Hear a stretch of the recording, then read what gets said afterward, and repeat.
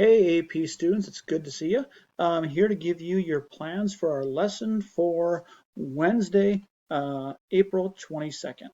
So let's get into it. All right, so basically let me go through a run through of what is going to be for today. Number one, you need to write your DBQ for Wednesday. And you need to grade another person's DBQ. So your DBQ should be finished by now, and you need to exchange it with somebody else. And you need to grade theirs, and they can grade yours. Now let's go look where we can find that. If you are on the school, on my website, on the class website, you'll be able to scroll down, and if you scroll down to yesterday's, Tuesday, April 21st lesson, you have your sheet here, how to grade your partner's DBQ. Now if you want to go through all the steps of how to grade this and do the points, go back and watch this video here where I explain all of that. So basically take this Google Doc right here, which has all the points there. Make a copy of it like we've done before. So go to File, make a copy. Go ahead, put your name there and there where it says copy of. So if it was Roberto's, for example, I would put it there. Hit done. And then what you will do is make sure you get someone else's paper. So you can email somebody in the class, say, hey, could I read your DBQ? And you could read mine.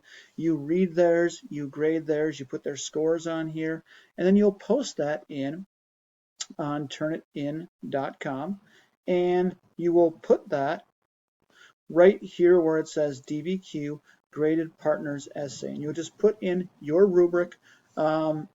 Obviously on there you put whose you were grading, and you will put the score for that. So you put your name, the person you're grading, and you'll give them a score for their DBQ and do the best possible job that you can. All right, so that is your first assignment for today. So your DBQ should be written, swap with someone else, you grade theirs, they will grade yours. Now, if you're still having some troubles with the DBQ and you have some last questions before you want to turn yours in today, Wednesday, at, actually I'm recording this on Tuesday, but for Wednesday at 2 o'clock, there is a Zoom conference. And I sent everybody an email for that. And not only that, it is also on the website. You can find it as well. So at 2 o'clock, if you go to yesterday's post, click right here, and you can do a Zoom conference at 2 o'clock Wednesday, April 22nd, where we'll take some last minute questions in the DBQ, what you can do, what you can change before you turn your DBQ in, turnin.com, right here where it says Unit 3 DBQ. And wow, someone turned theirs in already. It's pretty amazing. All right. So that is the assignments. Now let's continue and we'll talk about what is next for our assignments. Your Unit 4 notes are also going to be due by Thursday at 11:59. So your Unit 4 notes, I posted them on today's post. So today's post down here says here's your Unit 4 review with the DBQ. Not due until Thursday 11:59. Go ahead and open that up, make your own copy of it, and take these notes, and they should be done by Thursday 11:59. I don't have anywhere to turn them in yet. Just make sure you get your notes done for now. You will turn those in later. I'm also, the DBQ's up there too, so if you want to take a sneak peek at the DBQ, you may do that as well. Don't worry about the graphic organizer or anything yet. We're gonna start doing that on Friday. So if you want to take a look at the DBQ documents, you can, but we're gonna go over that on Friday's lesson. All right. And lastly, something that is due for Friday at 11:59 p.m. And those are PMs, of course. At 11:59 on Friday, 11:59 p.m., here is what you have to have done. Our context, and map exam review sheet. Now, this is something that I basically just made. If you were in one of the Zoom conferences, I was kind of making it as we were speaking. I was talking to many of you about it. So here is how it breaks down and what you have to do. We have our key context terms for each unit. So for example, we just wrote a DBQ that was based on period 2, 1450 to 1750, and if you looked at it, it was about land-based empires, unit 3. What I want you guys to have is, for this exam, is a sheet, a simple Google Doc that will give you a whole list of terms that you can use for context. Remember on the DBQ, when we were doing context, Heimler's method is to use about 3 terms, 3 vocab words that go with your topic. So our DBQ was on consolidation, legitimization of land empires, how they consolidated their power. So right here, if you actually had the examiners about that, you could literally have this doc open. It's open notes. So on the actual AP exam, you could have this Google Doc open. I'd actually recommend it. And for your context, you're like, oh, land-based empires, 1450 to 1750. You could look at this and write your context if you wanted to. But I'm not going to fill this out. I'm just not going to give you something for you to take. I filled out part of it to show you an example of how to do it. I need you guys to fill out the rest of this, not me. Okay? I'm going to explain how you do that in just 1 minute. And here we have units. So if you have period 1, there's period 1. Here's period 2. Here's period 3.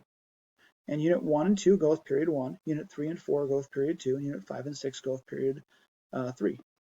Also, I put on the map that they use for AP with all the regions. If you need to bigulate that and take a better look at it, you can. You have a copy of it. And then what I'm going to need you guys to do is fill in the major, basically empires, trade routes that go in these areas of the world. Okay, now I have filled period 3 out. I got the Aztecs there for North America, Incan for Latin America, and this is land-based empires, 1450 to 1750, Russia, Ottoman, Safavids there, Mongols down for South Asia, and filled out for North and West Africa, Songhai, and let's see, 1450, 1750.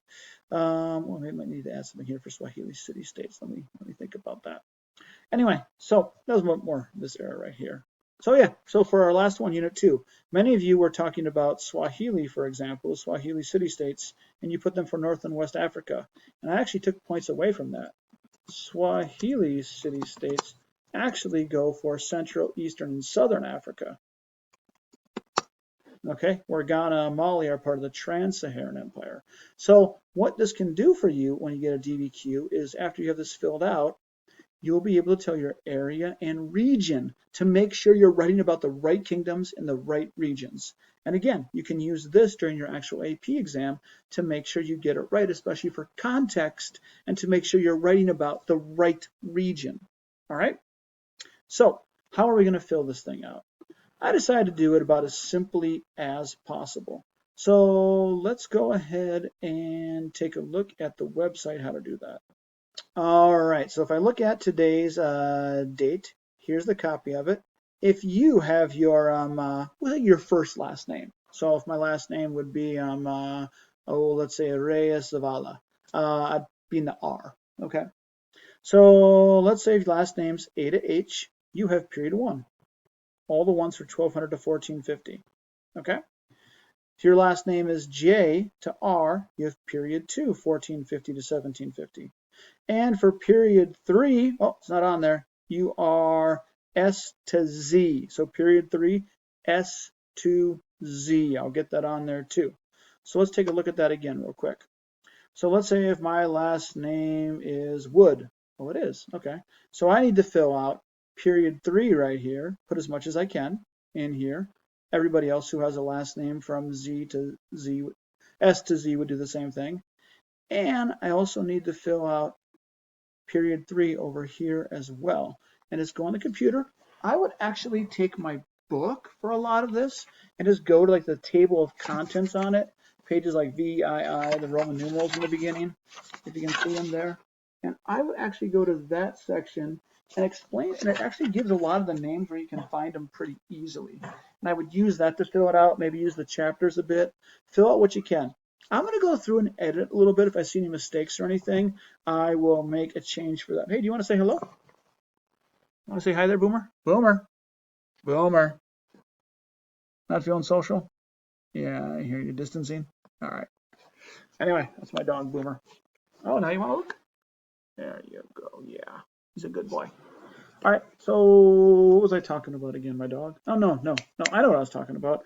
We were talking about your homework and filling out this sheet. And again, remember, you can have this sheet available for you on the AP exam. It's open notes. And if you guys do all the work and fill it out, it's your work. Totally fine. All right, so that is going to be due. So let's take a last look at our assignments, what we need to get done. All right, so you should grade someone else's DBQ. By the way, you get just an extra point thrown on your rubric if you do that. And reading someone else's DBQ is also a good idea. You turn in your DBQ Thursday, 11:59. Your Unit 4 notes Thursday, 11:59. And your context and map exam should be done by Friday, 11:59. I'm going to give you another lesson on Friday. We'll add some more stuff to it. Start getting into our DBQ for our Unit 4. And a month from now is the exam. I think we're going to be ready. All right, talk to you guys later.